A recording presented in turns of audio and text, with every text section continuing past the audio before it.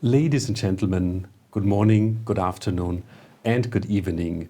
A very warm welcome to this virtual launch of the Global Forest Expert Panel's report on forests, trees, and the eradication of poverty, potential, and limitations. This report, which has been prepared by a global panel of leading scientific experts from around the world, reveals critical links between trees, forests, and poverty alleviation. Today, we are going to present to you the key findings of that report. This is even more important as the global current pandemic makes it even more difficult, makes efforts to fight poverty even more difficult. My name is Alexander Buck, and I'm the Executive Director of IUFRO, the International Union of Forest Research Organizations. IUFRO is the global network for forest science cooperation.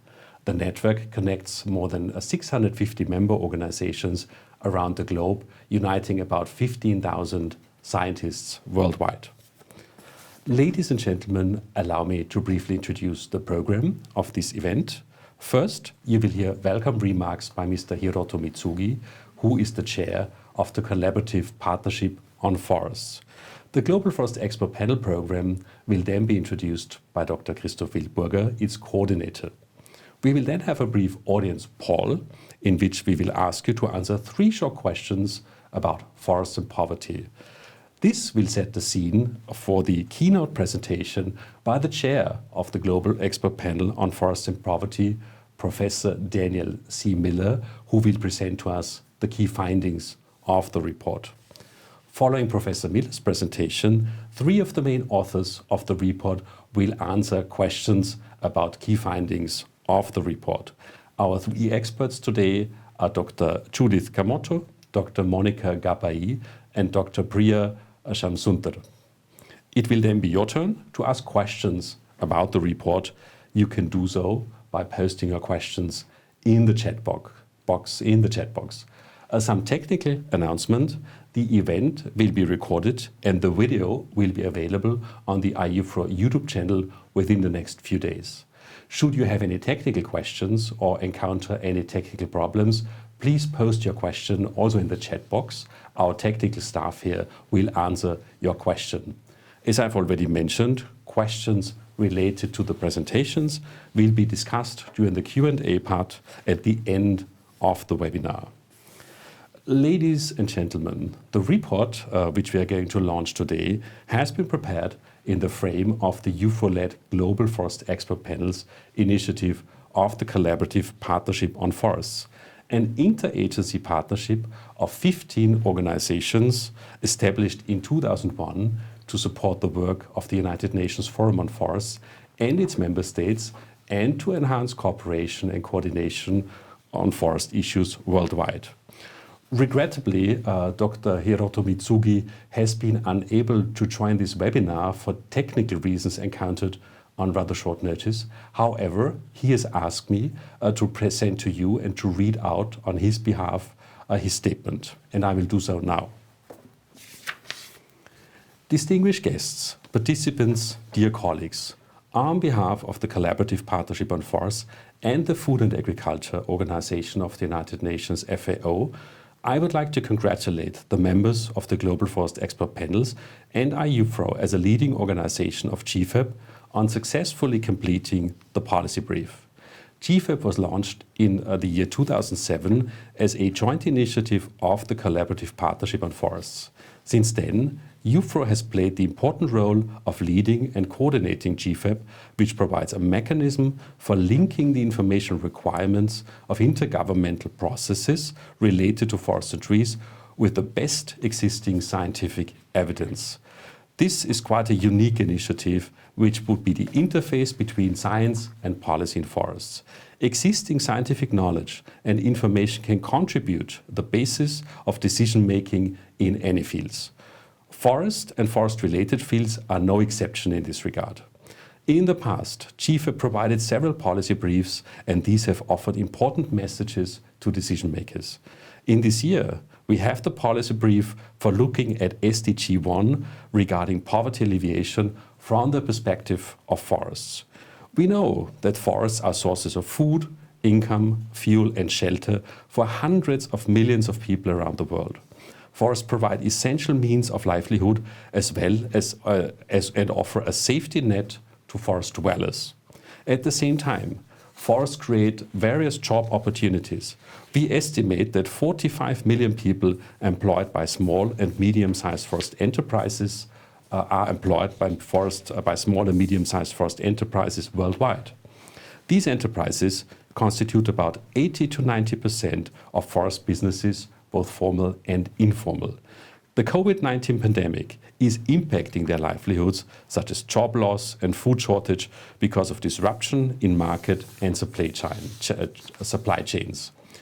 We could say this pandemic, like climate change, has affected points of especial vulnerability and vulnerable people. The increasing number of undernourished people is one example.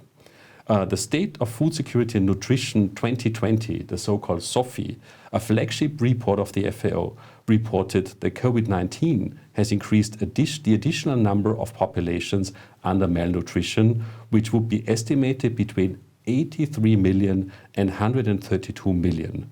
This is not only a matter of food security and nutrition, but also a matter of poverty. We are asking the question how forests can respond to poverty in the process of the COVID-19 pandemic recovery, how forests can deliver safety nets to rural people, in particular vulnerable people, under such challenging times. I expect that the policy brief and today's panel discussion would respond to these questions. At the end of my remarks, I thank IUFRO and the member of the global panel for launching the report at such a challenging time. So this is the statement which has kindly been provided by Mr. Mitsugi, the chair of the Collaborative Partnership on Forests, and I thank him very much for having sent the statement, and once more, sorry, Mr. Mitsugi, for not having you with us in person. Ladies and gentlemen, next I would ask the coordinator of the Global Forest Expert Panels program, Dr. Christoph Wildburger, to briefly introduce the background of GFAP and this report.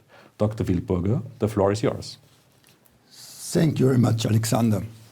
And a warm welcome to all of you on behalf of the Global Forest Expert Panels initiative. IUFRO does not only provide a platform for scientific cooperation, as Alexander has already said, it also works at a science policy interface. The Global Forest Expert Panels initiative, which was already mentioned both by Herotto, the chair of the CPF, and Alexander, is the mechanism that is launching our report today. And as Alexander already has mentioned, it was established by the Collaborative Partnership on Forests by its 50 members and is led by IUFRO. GFAP's mission is to inform political decision-making, and it does so by providing the relevant scientific knowledge to the international negotiation processes. GFAP establishes global forest expert panels, and these expert panels, the experts, they assess the available scientific evidence and develop independent, interdisciplinary, peer-reviewed scientific assessments. These assessments are then provided to all relevant fora. So far, these assessments have been impacted on decisions in several multilateral environmental agreements, and they are used as briefing material for negotiators. They are also used as educational material and as guidance for policy development. We also do share these reports to a wide audience, and we have been able to create media attention worldwide so far. GFAP supports the implementation of the Sustainable Development Agenda of the UN, the 2030 Agenda, and has contributed to facilitating the implementation of several of these SDGs already, including the one on climate action, the one on clean water, the one on zero hunger. Now we're talking about poverty. Poverty is one of the most challenging challenges facing the world today. And poverty eradication has therefore found its place at the top of the global goals, of the Global Sustainable Development Goals. SDG number 1 is defined as end poverty in all its forms everywhere. The international community is now stepping up to achieve this goal, especially also as a response to the COVID-19 pandemic that is currently increasing its impact, increasing the impact of poverty on people, and is increasing the amount of poor people. In addition, actually, the zoonotic nature of the COVID-19 virus shows us that the human pressure on nature needs to be reduced. What did we know already about the relationship between forest and poverty alleviation? Before we started actually the assessment, we know that it's estimated that about 40% of extreme poor people live close to forest or in savanna areas, so in areas with trees.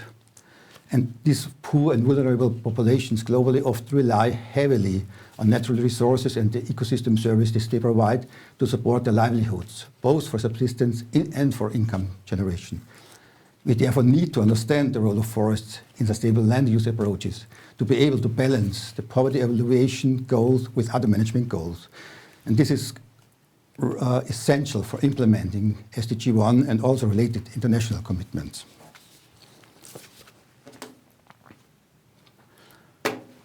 Against this background, GFAP established the Global Forest Expert Panel on Forest and Poverty. 21 scientists joined the panel from 4 continents. They were supported by 22 contributing authors in their assessment. And the task was a comprehensive global scientific assessment of scientific information on the interactions between forest and poverty. And now they provide their report, and they synthesize and analyze the evidence and show the gaps in evidence and highlight the research needs. We will hear about that in a minute. Thank you. Thank you very much, Dr. Wilburger, for this presentation introducing the Global Forest Expert Panel program and the background for this report. Ladies and gentlemen, colleagues, more than around about 500 of you are currently following this webinar. And at this point, we would like to invite you to participate in a short audience poll. We have prepared 3 short questions. And these short questions, of course, relate to the topic of forests and poverty. And we would very much like to know your answers to these questions. You will see the questions on your screen. And for each question, you can choose between 3 options. Once you see a question on the screen, we would ask you to just click the answer which you would like to select from among the 3 options. And please do not worry, the poll is entirely anonymous and only the aggregate results for each question will be visible. And I would like to ask our technical team to now show the first question. So the first question is the following. How many people live on less than $10 per day globally? Do you think that this affects 1/4 of the world's population? Do you think it's rather 1/3 of the world's population? Or do you think that 2/3 of the world's population have to live on less than $10 per day globally? So this actually should give us an impression about, the extent, the scale of the problem of poverty. And I would ask you to click, your answers now and let us know what you think about the scale of the problem. It might take a few seconds until we can see the results. Here we can see already the result.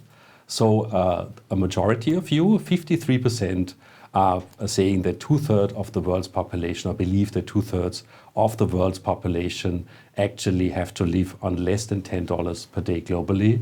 36% say 1/3 of the world's population is affected by this limitation, and only 11% believe that only 1/4 of the world's population has to live on less than $10. Okay, my apologies. We continue with the next question. So we will go with all three questions in a row. So the second question actually relates to the extent of forest resources. And the question would be the following. Over the last 8,000 years, how much of the forest area do you believe was cleared by human activities? Is it 1/3 of the forests on the planet that was cleared during these last 8,000 years? Or do you think it's rather 1/2 of the forests of the planet that was cleared by human activities? Or is the extent of the forest area that has been lost, even larger? Is it 2/3 of the world's forests that are no longer here as compared to 8,000 years ago? And once more, I would ask you to click the one answer which you consider to be the right one. Obviously, that question really wants to give us a feeling about what you think about the extent of the problem of forest loss around the world. And we can see a similar picture as for the first question. I hope you can all see the result. 13% of you believe that we have lost 1/3 of the forests on the planet in the past 8,000 years. 33%, so about 1/3 of you, one out of 3 people thinks that we have lost half our forests. And more than half of you actually believe that we have lost 2/3 of our forests on this planet. So a rather pessimistic response. Let us then continue to the third question. And the third question is about the contribution of forests to the household income in communities living near forests around the globe. So the third question basically combines the topic of the first question, poverty, and the topic of the second question, forests. And the question would be the following. Up to what percentage do forests contribute to the household income in communities near forests around the globe? Do you think that the contribution of forests to the household income is around 10%? That's the first option for answering that question. Or do you believe it's 1/4, 25%? Or is that share even higher, 45%? So please let us know what you think is the right answer, and please click your option, your preferred answer now. And it's amazing how fast you are in answering the question. It's very impressive. And here, actually, we can see that 10% of you believe that only 5% of you believe that the contribution is 10%. So most of you believe that the contribution is much larger than that. About 1/3 of you, 32%, say that 1/4 of the household income is contributed by forests.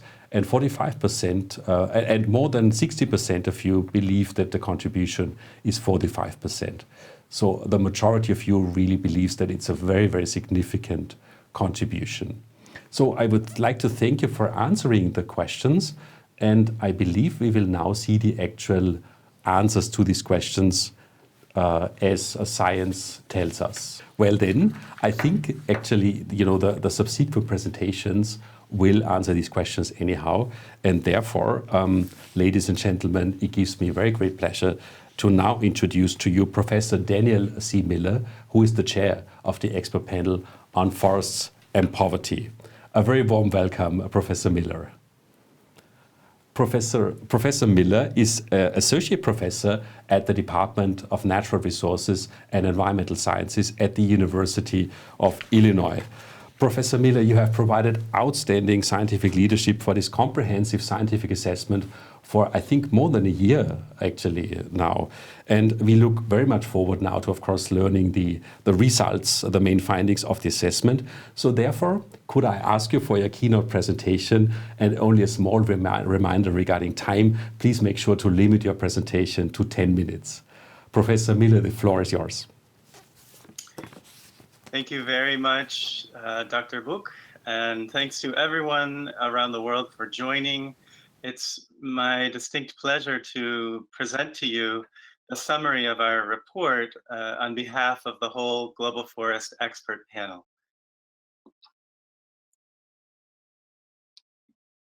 Poverty is one of the greatest challenges of our time. This is the starting point for our global assessment. 1 out of every 10 people lives in extreme poverty defined as less than $1.90 per day. We see that this amount has been going down, but it's still very significant, with 737 million people estimated to live below $1.90 per day. And the current COVID crisis likely exacerbating this. 2/3 of people on Earth live on less than $10 a day. So most of you got that right on the quiz. Yet poverty remains persistent in many high-income countries in Europe and North America, with poverty rates at 10 to 15%. And we stress that poverty is not only economic, but it has many dimensions such as health, good social relations, and other aspects of human well-being. For this reason, the nations around the world, all of the states, the member states of the United Nations, have agreed that ending poverty in all its forms everywhere is the top priority for the 2030 Sustainable Development Agenda. This broad overall goal has 5 separate targets, all of which we touch on in the report. Several of them are especially relevant. Target 1 is about the eradication of extreme poverty, so those living on less than $1.90 a day. And 2 of the targets explicitly concern natural resources and forests. One is the rights to land and natural resources, which I'll come back to. And the last target is about ensuring the resilience of the poor in the face of various shocks and disasters. Forest, trees, and poverty overlap significantly around the world. 1/4 of the world's people live within 5 kilometers of a forest, and more than 1 billion of us, many living below the international poverty line, derive direct and indirect benefits from forests as well as trees outside of forests. This led us to the overall question for the global assessment. What's the potential for forests and tree-based systems to contribute to SDG 1? The report is structured as follows.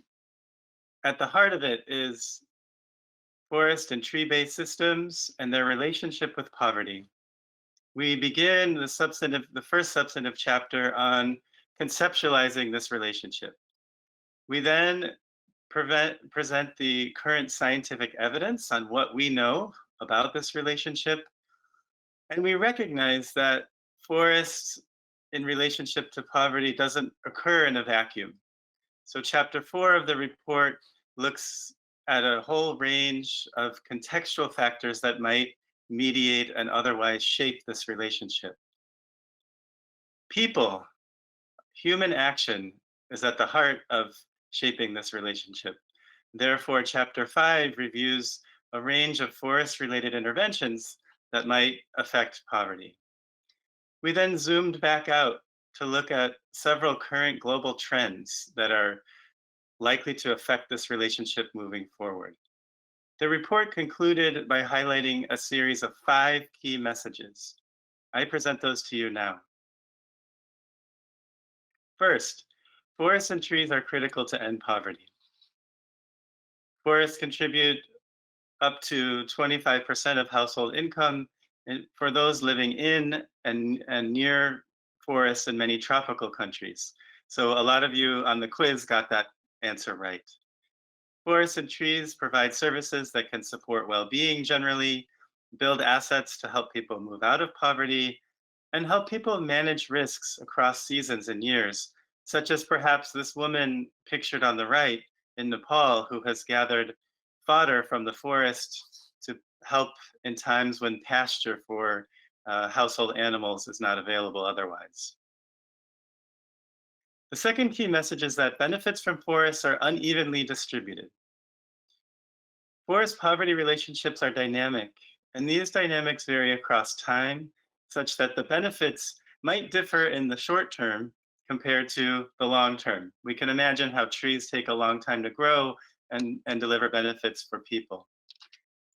These dynamics also vary across geography. Inequalities exist not only within countries, but also across countries, and our report explored these dynamics. Then finally, forest poverty relationships vary according to context and who's involved. This includes gender, class, ethnicity, political affiliation and context, as well as other social differences. The third key message is that forests and trees can help the poor to face profound global changes. Climate change, infectious disease, and widening inequality, among others, affect the poor the most harshly. And forest goods and services can help them to secure and stabilize their well-being. It's important to integrate policy approaches to achieve this, to mitigate risk for the poor, while also addressing other development challenges. The fourth key message is that inadequate land use policies may lead to excessive costs being borne by the poor. Overexploitation of forests pose a serious threat to many poor around the world.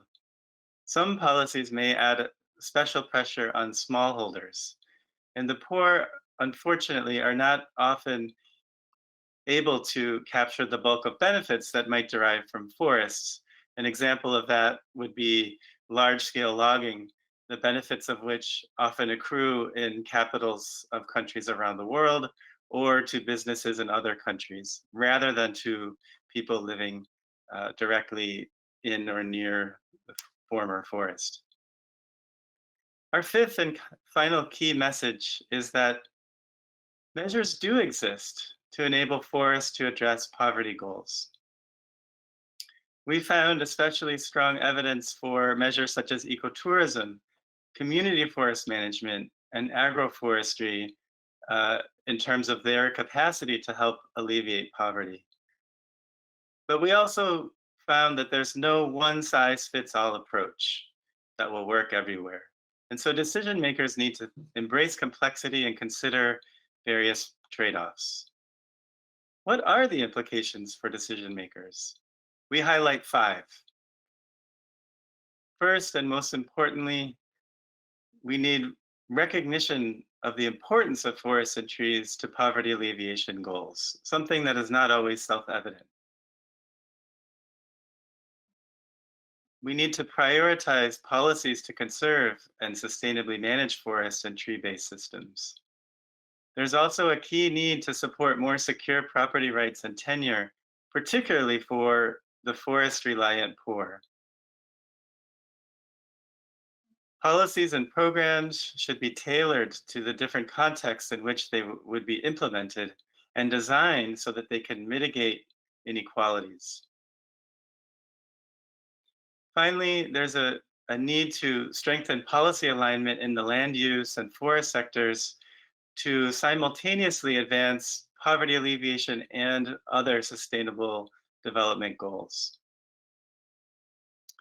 During the course of our assessment, we identified a number of key knowledge gaps. Here, I highlight 3. A key question is, how might forests and trees help the poor move out of poverty permanently while preventing the non-poor from slipping into poverty?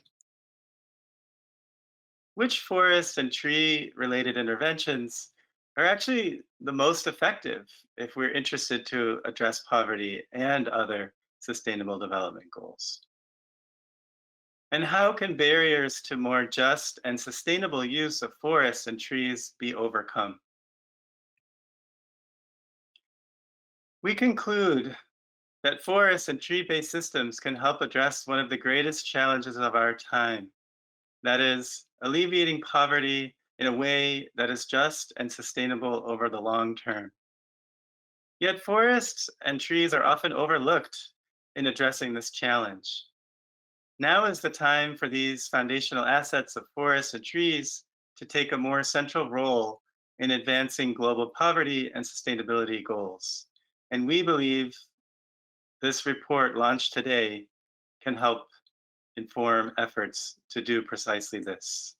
Thank you very much for your time and attention. Thank you so much, Professor Miller, for your presentation and for letting us know about those very important findings from the assessment. I would argue that these findings have become even more relevant against the backdrop of the current COVID pandemic.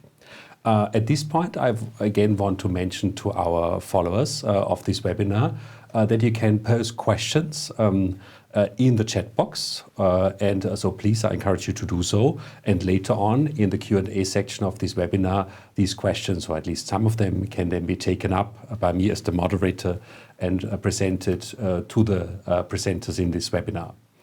Ladies and gentlemen, we are now going to hear from three main authors of the report. Each one of them will address one question regarding the report related to the respective chapters which they have coordinated. I ask each one of them to limit their answers, if possible, to 5 minutes. And I would like to start with Dr. Judith Kamoto.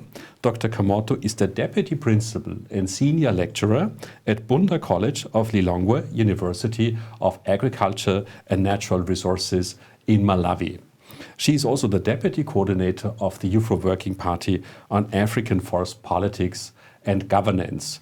Dr. Kamoto has served as coordinating lead author of Chapter 3 of the assessment report on forest poverty dynamics, current state of knowledge. Welcome, Dr. Kamoto. Dr. Kamoto, my question to you would be the following. We have just heard how forested welcome. We have just heard how forested trees can help to alleviate poverty. Based on your research for the global assessment, what do you think is the most important finding to keep in mind when talking about forest poverty dynamics? Yeah, I know that the major finding of this report is that the world needs to and recognize and optimize the critical role of forests and trees as areas in the fight against poverty. Forests and trees are a foundational asset, as we have heard from Professor Miller. So losing forests is losing the fight against poverty. Why is this so? Because forests and trees in the landscape help reduce the proportion of people living in poverty by enabling households to increase their incomes through sales of forest and tree products. However, there are fundamental structural barriers that affect or prevent poor people from using forest and tree products to exit poverty.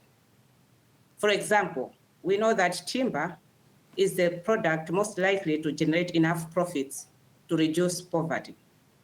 But those profits are largely captured by capital-intensive and political powerful actors, and therefore the poor do not benefit. In unique cases, poor communities living close to forests benefit from timber sales, partly because they hold secure collective tenure rights, and in other cases because decentralization has allowed them to own and have management rights of trees, and where decentralization has effectively increased local incomes, the poor will benefit.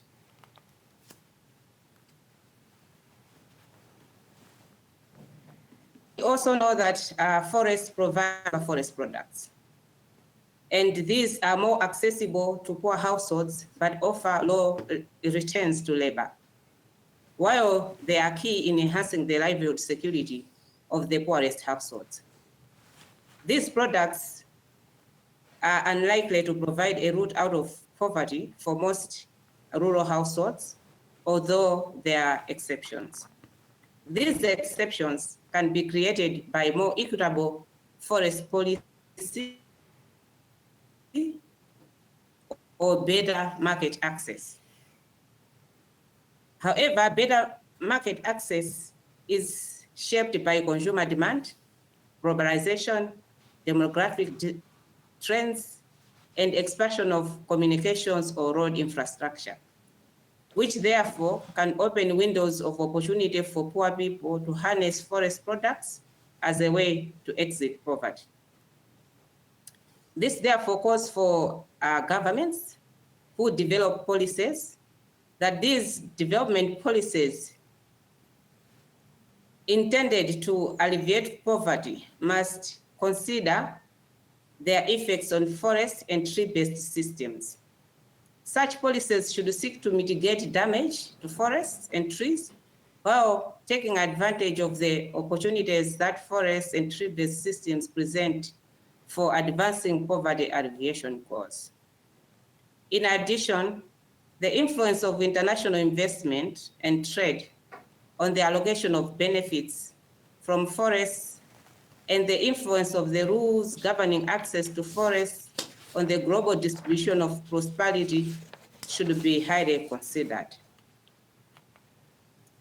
Apart from timber and non-timber forest products, we know that forests also play a role in maintaining human well-being.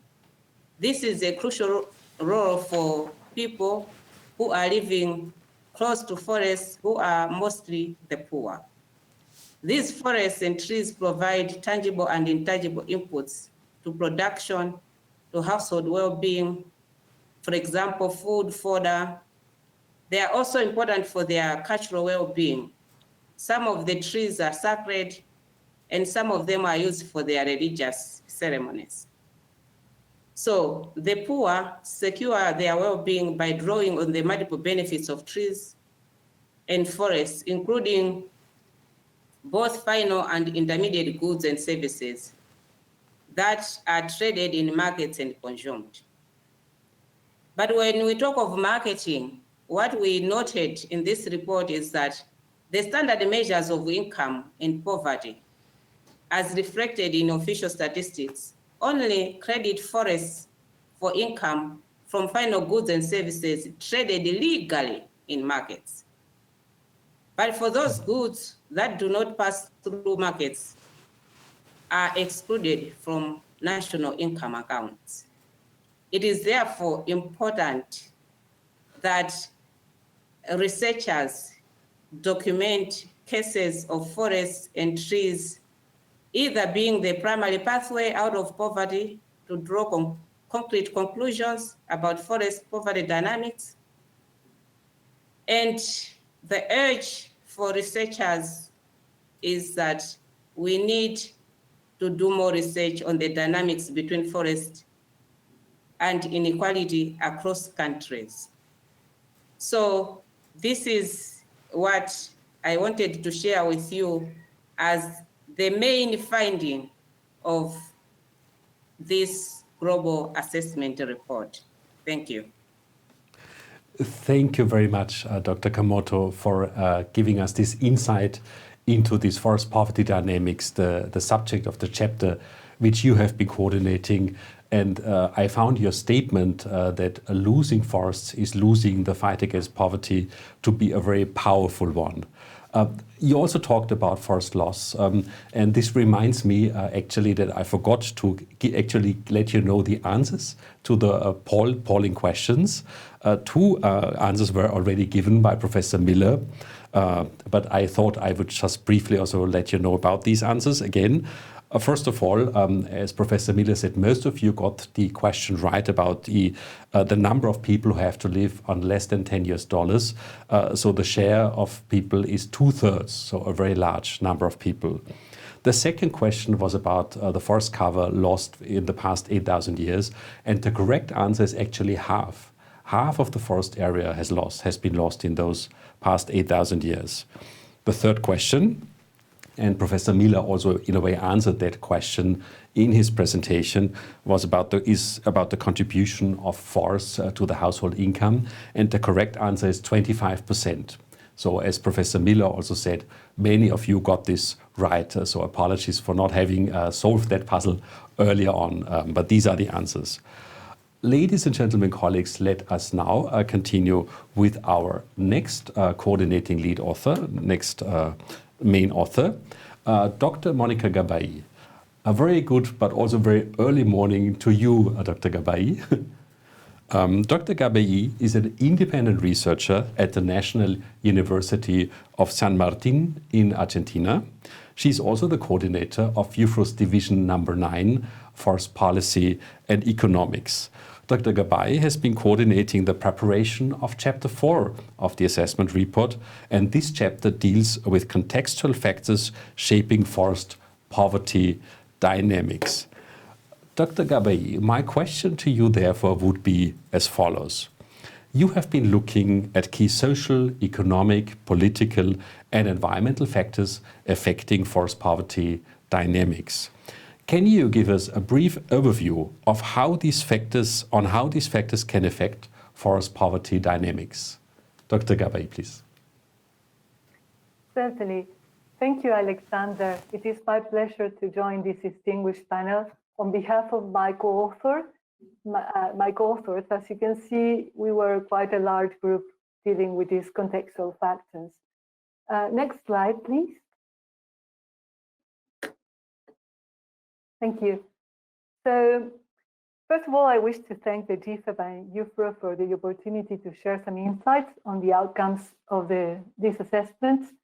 And as Professor Miller mentioned, this context and contextual factors play a key role affecting the outcomes of policy interventions.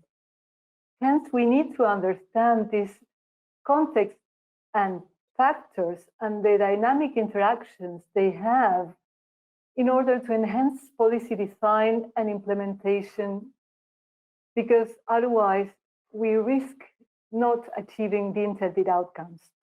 So as you can see in the figure, we have classified, sort of organized these factors into social, economic, political, policy, and environmental contexts. And these factors were jointly identified and discussed through extensive literature reviews and multiple meetings. They are critical to understand the variations of the forest poverty dynamics around the world. It must be noted that these contexts and factors are not independent from each other, as the figure would suggest.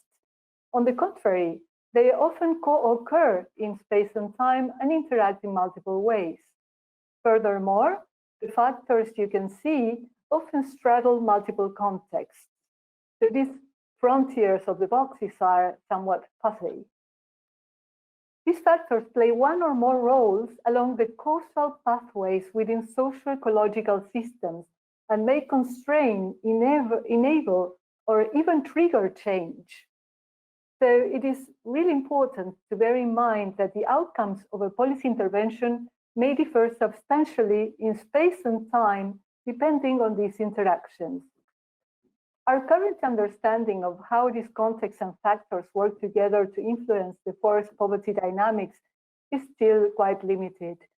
For example, many studies focus on single drivers or processes of change and do not illuminate the relative effects of different drivers of change or how they interact jointly to model socio-environmental outcomes. Other studies have focused on estimating single effects, so they were unable to account for multiple effects, including positive and negative feedback loops or unintended outcomes that might signal synergies, positive joint outcomes, or substantial trade-offs. Also, studies have been largely unable to account for local socioeconomic contexts and the way they influence the outcomes of forest-based interventions and policy instruments. Finally, as socioeconomic and policy contexts are fluid and dynamic, studies conducted at single points of time fail to capture the shifts in the forest poverty dynamics over time. It is thus necessary to conduct more research with greater emphasis on longitudinal approaches, causal chains, and comparative analysis. We also need to achieve closer alignment between qualitative and quantitative approaches. The next slide, please. Yes, so as you can see, forest and tree-based landscapes represent complex social and ecological systems. And these factors that are within these systems and are interacting can affect the forest poverty dynamic in different ways. So it's important to bear in mind that in this arena, the forces and processes, often external to local forest communities, are also influencing the results of policy interventions. The factors we listed also exert influence over large geographical scales, and they are subject to political and economic forces operating at subnational, national, and international scales. We cannot emphasize more that these factors can and usually co-occur in time and space and play multiple roles in the causal chain of processes of social and environmental change in forests and tree-based landscapes. In that sense, factors might act also as drivers for policy interventions. They might moderate the effects of the influence of policy interventions, and they might also affect the magnitude of the effects of the policy interventions. Therefore, our takeaway message for decision makers is that we have enough evidence to advise that multi-scalar nature of these contextual factors and their complex interactions should be taken into account when deciding, targeting, implementing, and evaluating policy instruments and interventions aimed at the forest poverty dynamics to alleviate poverty. Thank you for your kind attention. Thank you so much, Dr. Gabay. Muchas gracias, especially for pointing out so clearly the rather complex and multi-scale nature of the problem at hand, the forest poverty dynamics. Ladies and gentlemen, let us now move on to our third main author, and it gives me great pleasure to introduce to you Dr. Priya Shamsundar. A very good morning also to you, Dr. Shamsundar. Dr. Shamsundar is the coordinating lead author of Chapter 6 of the report Addressing Global Forces of Change, Implications for Alleviating Poverty and Sustaining Forests. And we are currently witnessing a very powerful global force of change in the COVID pandemic, which I think is one of the aspects that you were addressing in your chapter. Dr. Shamsundar is the lead economist at the Nature Conservancy in Washington, D.C., in the United States of America. By mistake, a previous affiliation has been indicated in the invitations for this online launch, and I would like to very sincerely apologize for this inaccuracy. Unfortunately, Dr. Shamsundar, for technical reason, we cannot see you right now, but let's hope that we can hear you well, that the audio works well. So apologies also for that. But of course, we look very much forward to your answer to the question, which is the following. In the assessment report, you looked at major global forces of change and possible future scenarios. Which of these forces do you consider to be the most impactful with regard to forest poverty dynamics? Dr. Shamsundar, the floor is yours. Thank you, Dr. Buck. I hope you can hear me. We can hear you very well. Excellent, excellent. Good morning, good evening, everybody. I think we understand, like we have never, ever before understood, that big global changes, forces that are entirely outside our own regular lives and outside our own sphere of control, can and do have an inordinate effect on our lives. Living as we do in the midst of a global pandemic, this has come home to us in ways in which we never quite understood before, as Dr. Buck has rightly pointed out. So my task was, or the task of our chapter, and I have several co-authors who worked with me in writing this chapter, was to assess these kinds of changes, big global trends that affect the poor who live amidst forests and sort of doing their daily thing with their regular lives, and then boom, something big happens. And what are the implications of these global trends and global changes for forest poverty dynamics? So Dr. Buck asked me which of these different changes, these trends that are up on the screen in front of you, are most significant for poverty reduction. Well, let me just very quickly tell you what just talk through the 6 trends. When we discuss growth in commodity markets, we really mean growth in markets related to cattle, related to soy, oil palm, and timber, which have a huge effect on forest deforestation and degradation. We're of course thinking about climate impacts, floods, forest fires, which have an inordinate impact. Trends in private and public financing, which can be incredibly important, as you've heard a little bit before me. Technological advances, which have changed all our lives and also have an effect, both positive and negative, on the poor. Global social political movements. We've been living within these movements in the last many months, movements related to economic inequality, racism, climate change. These global movements actually affect the poor, the forest-reliant poor, in many different ways. And of course, pandemics, such as the one we're living in right now. So the point about which are the most important forces that affect the poor is perhaps, Dr. Buck, if you don't mind me saying this, is the wrong question to ask. Because in a way, what matters is that they all occur at the same time, that the poor are facing these changes in one go. And that's what matters, that it's not one or the other, but all of it. Now, these forces all offer both opportunities and risks for the poor. But because of who the poor are and the fact that they have very limited resources and skills and limited rights, as again identified by my previous co-authors, in a business as usual scenario, the cumulative effect of these forces is, in our assessment, negative. There are cumulative risks that cause incredible, are of incredible concern for poverty reduction amongst the forest-reliant poor. In a business as usual scenario, with these changes, despite the opportunities that they offer, our assessment suggests that the poor are likely to be more hurt than helped by these forces. There are, of course, things that we can do to mitigate these effects, and which we certainly should be thinking about doing. And these have to do with strengthening reforms related to commodity supply chains, increasing transparency, ensuring that the poor are able to sort of catch the coattails of these market opportunities, because through training and skill development and access to credit and such, so that they can also benefit from these commodity markets. Second, we can try to democratize the use of technologies so that they work for the poor. So it's not just that the deforestation and degradation that the poor may participate in that is monitored, but they themselves can use these technologies to connect better to each other, to the rest of the world, and strengthen their own, sort of access to markets.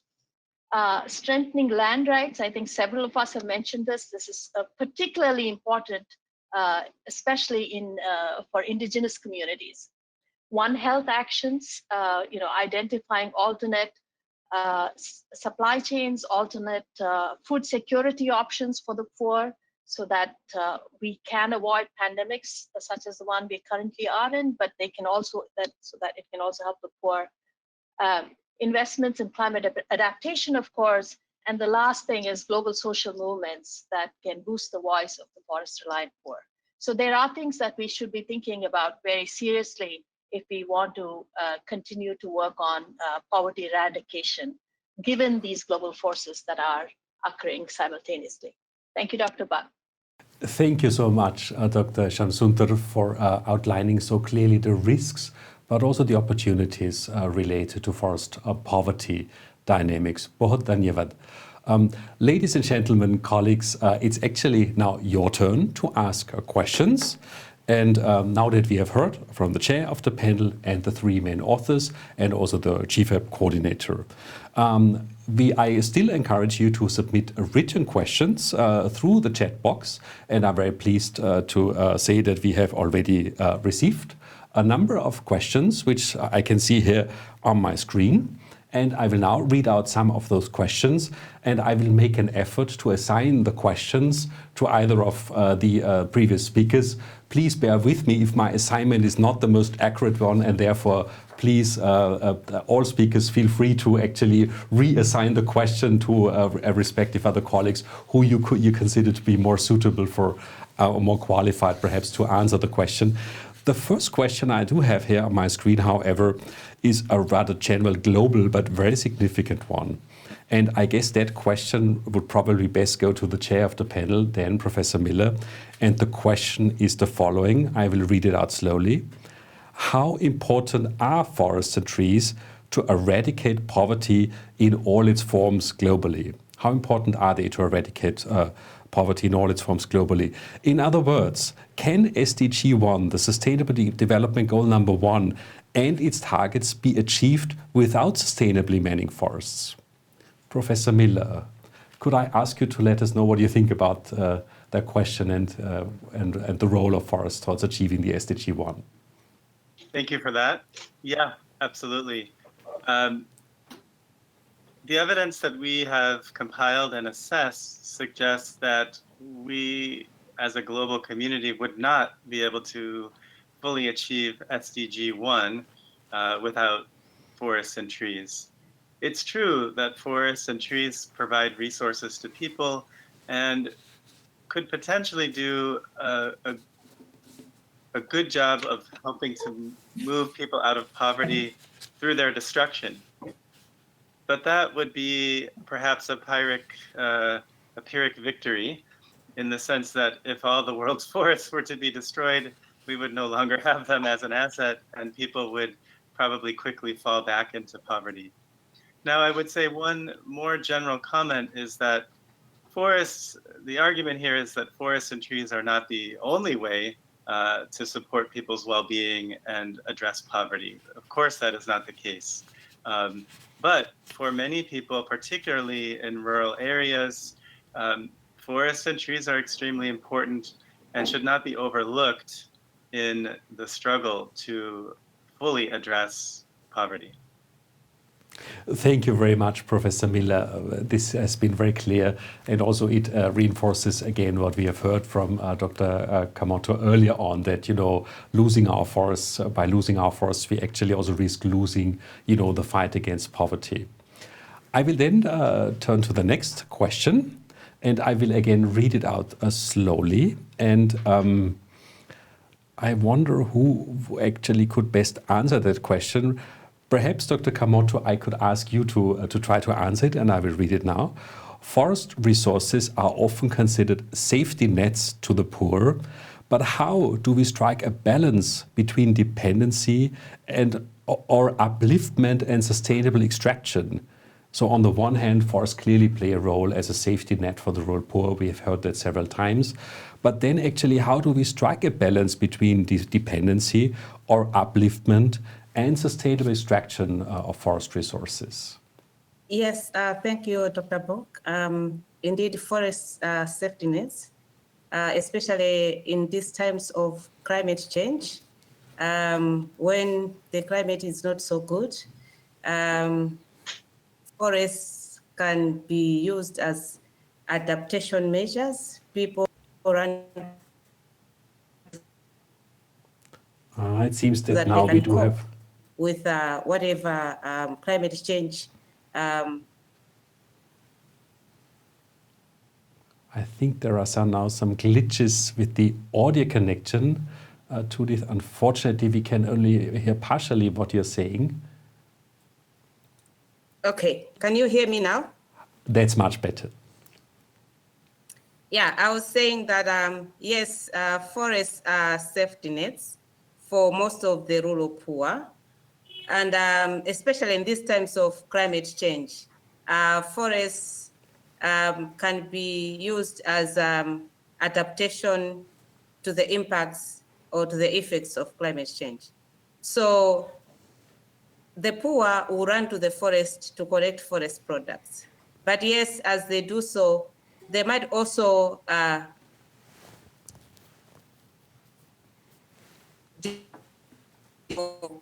degrade the forest. But what is important is to put measures, regulations, governance structures, and institutions that will allow the poor to use the forest sustainably so that they can meet their needs in terms of these shocks, but they can also sustainably utilize and manage the resources. Thank you. Thank you very much, Dr. Kamoto. And in fact, there is another question which is about climate change. And I believe that you have, in a way, already also answered that question. The question is, what role will the success of SDG 13 climate action play in the success of the report's considerations of forests and poverty?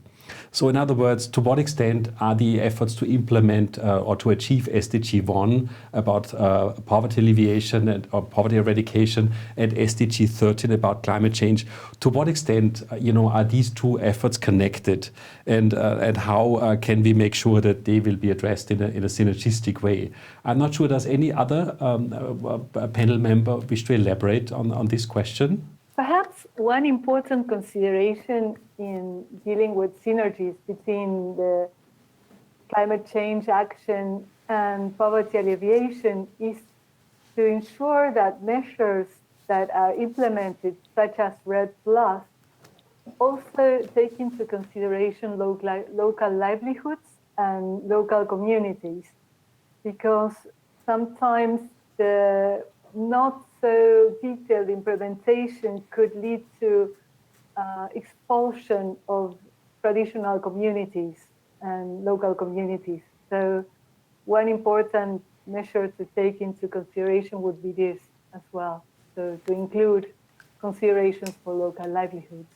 And perhaps also to acknowledge the role of local communities and indigenous peoples as stewards of forest conservation, and that they usually also contribute to ensuring the ecosystem services.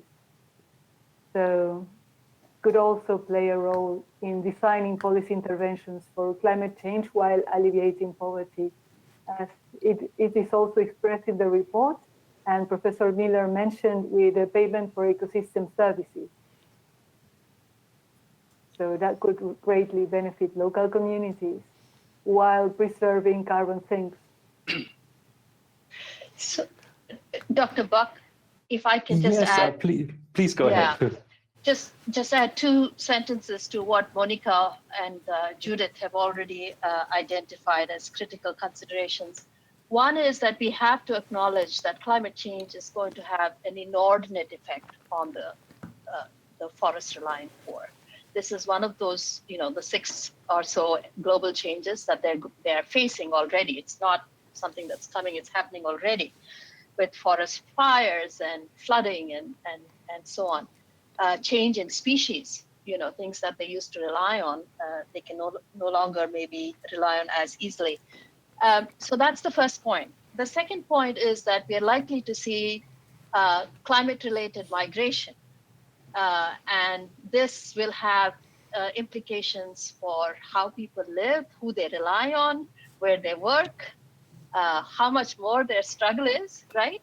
I think there's a World Bank estimate that suggests there are approximately, I want to say 143 million internal migrants that are likely to be climate related by 2050 or some such thing. So we will see changes in social dynamics. And the poor who, when push comes to shove, if they at least have themselves to rely on, their communities, that's a good thing. But with all this migration, even that might be a slippery slope for them, in addition to the physical changes that they will confront with flooding and rainfall, extreme temperature, and so on. And then the third point is that we should be looking at opportunities, just as Judith and Monica identified, with REDD+, with the growth in volunteer markets for forest carbon mitigation, with payments for ecosystem services. In all of these types of mechanisms that try to respond to deforestation, degradation, and climate change, we really should have a very sharp focus on what does it mean for the forest-reliant poor. Not just what does it mean for people, how much are they being paid, but for the poor in particular, what does it mean? Are they going to get a little bit of the share of all these payments that are coming through the system? And I think policymakers and civil society has to be incredibly sort of focused on this to make sure that it does reach the poor, the benefits reach the poor. Anyway, I'll stop, sorry. No, thank you very much, Dr. Shamsunder. These were very important observations that you've been making. We do have a couple of more questions, and I would like to raise as many as possible. I guess the next question would again go to you, Professor Miller. And the question actually relates again to this issue of forest cover. You already made it very clear that, getting rid of all our forests is not really a solution to the issue, to the problem of eradicating poverty. But the question actually that has been asked is about how much forests and trees actually need to be maintained to eradicate extreme poverty. In other words, is the current rate of deforestation low enough to eradicate extreme poverty globally? And if not, how much more forests and trees do we need? I realize that this may not be a very easy question to answer. Yeah, that's a really interesting question. I'm afraid it would be difficult to provide a specific point. We need, 1.3% deforestation and everything is okay. I'm afraid that I don't think such an answer is possible. I will say that not all forests are the same. And I think that's important for us to keep in mind, that old growth forests that have previously not been logged or affected, intact forests around the world, are diminishing at rates that are clearly not sustainable. And there are differences in terms of biodiversity, in terms of the capacity to sequester climate, and indeed to benefit local people in a variety of different ways, including, but also well beyond income. We can think about the majestic and magnificent sequoia trees in my own country, but around the world, trees have profound spiritual import to many people. And so for intact old growth forests, I think that the logging and clear cutting of those is particularly important and probably much too high for the reasons I've just mentioned. We have forest plantations on the other end of the spectrum that are specifically designed to yield products useful to people. And so obviously the rotations for those, perhaps the cutting rate, if you will, is maybe more or less fine. Of course, we can manage them better. But there's a whole range of different kinds of forests and different environments. And so the answer to that question might be different depending on the forest type in terms of how we use it. And then I think an important point here is just to take a broader landscape type approach, consider the different kinds of trees. Let us remember trees outside of forests and agroforestry systems, etc. And to then be able to make more informed decisions about how to exploit, conserve, manage, and also restore those resources. So a bit of a long answer to what seemed like a straightforward question where the answer would be X. But in fact, as I think many dimensions of this forest poverty puzzle, the answer is that it depends on the context, as my colleague, Dr. Gabay, and others have pointed out.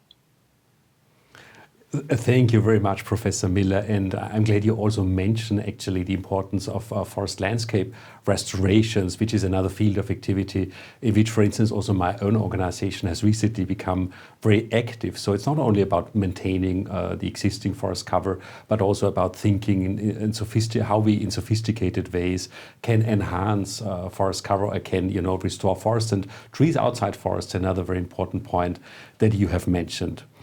There are even more questions. And the next one actually I think is also very timely. And I believe, Dr. Shamsundur, you might perhaps want to answer that question, since it's about the COVID pandemic, which is one of the factors that you have been looking at in the chapter which you coordinated. And the question is the following: how is the COVID-19 pandemic impacting on forced poverty dynamics? What are their implications to eradicate poverty? And what are the key policies and measures to be taken in the context of recovery efforts? And you have already mentioned, this problem of migration. And I think that, for instance, is something we are currently seeing in several parts of the world, with urban populations migrating back to rural areas, there with also increasing pressure for households, and which might impact, on extraction of forest resources. So how is the COVID pandemic impacting forest poverty dynamics? Yes, thank you, Dr. Buck, for that question, and whoever asked that. These are such difficult, challenging times for all of us. So one can only imagine how difficult it is for poor communities who are seeing losses in jobs, and who have seeing huge declines in remittances, and who face health challenges in contexts where they do not have ready access to hospitals and medical facilities. Globally, these estimates keep changing, but when we wrote the report, or the last version of the report, it was estimated that the global economy would decline by something like 3 to 5% in terms of GDP as a result of the pandemic, and that may have grown. Those numbers may have changed by now. But based on that estimate of a 5% decline in GDP, I think the expectation is that there will be a 15% increase in extreme poverty overall, right? Not just rural, which is the community that we care about in this report, but urban as well. But this has such a dynamic impact on the lives of the forest-reliant poor. Both, the first thing is for the poor whose work is tied to forest-related tourism, forest-related supply chains. These sectors have completely stalled in some cases. Ecotourism is completely stalled. So communities who were dependent on the income from tourism for jobs and for conservation efforts are no longer able to rely on those. It's a 100% decline. So that's a huge change. Remittances is, just as Dr. Buck mentioned, is another big factor that is affecting our communities, the people we care about in this report. Someone was just telling me yesterday that 30% of the gross domestic product of Nepal comes from remittances. Young people who left the country to work elsewhere have all returned home. And many of these people, to the communities who live within, surrounded by forests. So these forests, and Nepal has been a fabulous example of reduced deforestation and degradation through community-based forest management. But these forests are also the safety nets, just as we discussed previously, for these communities who are coming back, these people who are coming back to their villages and to their hometowns. And so there is this sort of safety net function that forests are serving, which is good. It smooths the consumption of these households. But it also means that there is, ad hoc degradation and deforestation that might be occurring. And then, of course, the pandemic serves as an existential threat for many indigenous communities, people in remote areas who do not have access to medical facilities and who are who just are left behind, particularly because in the background, they're exposed to malaria, dengue, and other infectious diseases that Monica will tell you a lot about. So there's a lot going on which has a strong impact, though in some cases direct and some cases indirect as a result of the pandemic. I don't know if I may have taken too much time. Do you want me to answer? Not at all. We are doing good in terms of time. No worries. And I mean, this is a very timely and an important issue. And at this point, I can mention that the Collaborative Partnership on Forests, in the frame of which also this report has been prepared, has recently issued a statement, a joint statement on the important role which forests and trees have to play or should play in efforts towards recovering from the COVID pandemic. I think it is available from the CPF webpage. But Priya, you already mentioned the important role of governments in dealing with these situations. And actually that links to the next question, which probably, Monica, you would be well positioned to answer. And the question is, what strategies could actually be used in engaging different government departments who have their own specific agendas to promote mutual goals in forestry of a developing country? And I would say that observation is relevant not only for countries in the global south, but for any country. We know that, hardly ever the ministries of forestry, finance, and so on would talk much with each other. So actually, what advice would you give to governments in this regard? Thank you, Alexander. And that is a very good question. And it's also an issue related to governance that has been discussed over so many years. The trick is how to get policymakers and the decision makers of the different ministries and agencies interested to convey and work together. So one possible idea that we see in other arenas like biological diversity or climate change is that there is a space for dialogue created above the ministries and the agencies.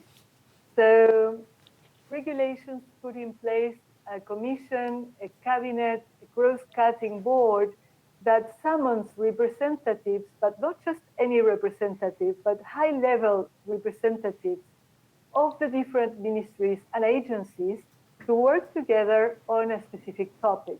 For instance, the role of forest policy in promoting local development and the development of regional economies, social inclusion, and prosperity in general. So this is very possible to be done. There's only a need of having political will to visualize the forest sector and forest as a whole as a key contributor to poverty alleviation. And with these synergies among ministries, resources are also optimized. There are no duplications of work, and consistent policies could be streamlined and implemented. So it's only a matter of political will, I would say, because it's not very expensive to set up those mechanisms. It's just a decision of reason that would contribute to greatly achieve much better results, undoubtedly. So that would be my advice or suggestion. And forgive me if I'm being a bit prescriptive here. Not at all, Monica. And I'm wondering, because that is, of course, a very relevant question, then Professor Miller. One of the questions here on my screen also relates to the international level. So, of course, the point is being made here that, there are a couple of existing forest policy frameworks at an international level, such as the United Nations Strategic Plan for Forests, which has been adopted, which has been prepared in the framework of the UN Forum on Forests, but also others. Of course, also those who do have their own specific agendas to promote mutual goals in forests of countries. Then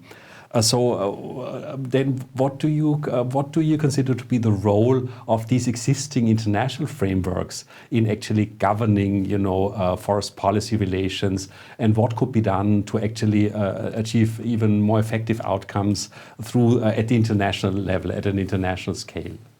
Thank you. Yeah, that's in a way the question, I suppose. Exactly. What I would say is, I feel that, in preparing the report, I've looked at some of the kind of classic literature on economic development and on poverty, ending poverty, etc. And the mainstream literature in development economics, certainly, but more generally, just, agriculture, migration, urbanization, these are ways in which people have understood, movement out of poverty. And of course, those are important and connected to forests, but forests don't often figure in these broader discussions. And so I guess my initial answer to the question is, I think the evidence that we've compiled in the report is enough to warrant maybe a rethink of how, the possible ways in which people might move out of poverty and have their well-being maintained. And so I think the evidence in the report can be used. And the intent is to talk not just to people in the Ministry of Agriculture or Forestry, but more broadly, ministries of finance. And the same goes for the international level.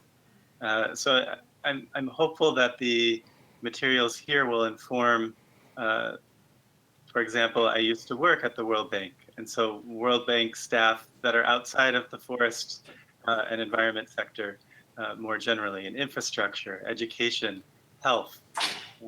I think the health connection is obviously especially timely here. And so there are kind of these hooks that can be used to expand the discussion, and particularly who's at the table. So I think in the collaborative partnership on forests is great, but hopefully there can be inroads made to decision-making within other sectors, I think is kind of the broad answer that I would have.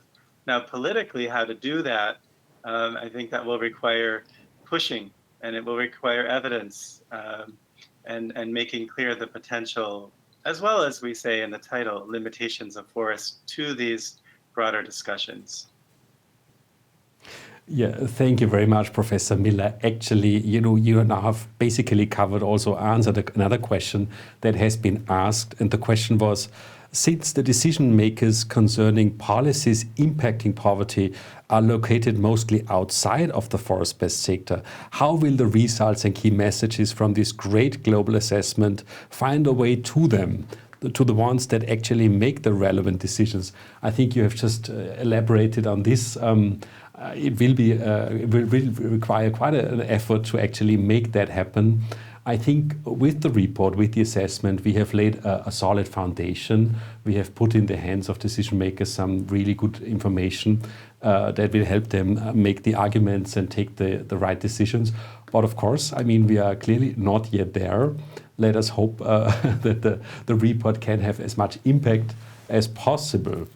I'm not sure if any other member of the panel or Christoph, if you want to say anything else on that question, how we can make sure the report will have good impact. Yeah, maybe one addition, Alexander. Of course, we as the Global Forest Expert Panels program will try to share the report as wide as possible and also with other sectors. And Dan already mentioned the CPF. Some of the CPF partners, they do have also departments that do not deal with forests, but with economics, with financing, with agriculture. So if they also try to share the results with their colleagues from other departments and other sectors, that might already help, but it would be a start, and we would try to kind of spread the word outside. That's the only thing we can do from the scientific level, so to say. Thank you very much, Dr. Wildburger. And I would like to thank all participants for these really excellent questions that you've asked. I apologize, there have been a few more. Unfortunately, time does not really allow us to actually take up all of these questions. But I think we have by and large covered, the topics, the thematic aspects that were raised in these various questions.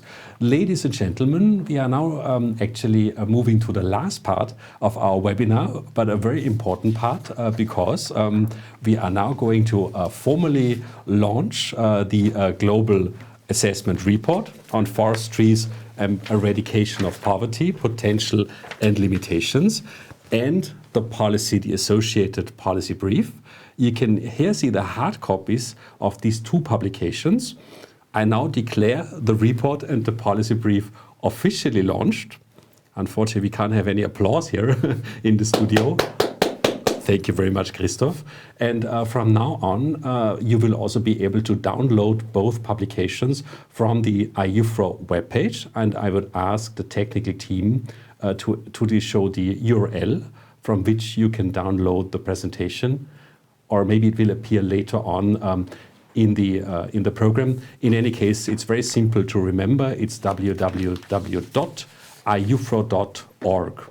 www.iufro.org. There you can find both the report and the policy brief. And I very much encourage all of you to download the reports and to also read them. And very soon you will also be able to request hard copies of these publications from the IUFRO Secretariat. So please do not hesitate to write us and let us know in case you would like to receive a hard copy. Ladies and gentlemen, this actually brings us to the end of this webinar. I would like to thank very, very sincerely all the speakers in the event. Here you once again do have all the names. Chief Web Coordinator, Dr. Christoph Wildburger, Panel Chair, Professor Dan Miller, Dr. Judith Kamoto, Dr. Monica Gabai, and Dr. Priya Shamsundar. Very sincere thanks to all of you for your presentations in this webinar, and importantly, a very big thank you to all the many other authors of the report, more than 40 of them. I would also like to thank very sincerely our donors, without whom none of this would have been possible. Thank you so much for the generous support which you provide and continue to provide to the Global Forest Expert Panels program. And sincere thanks, of course, to each and every one of you for joining this online launch. I wish you a good day, a good afternoon, a good evening, and a good night, depending on where you are located around the globe. Thank you very much. Goodbye.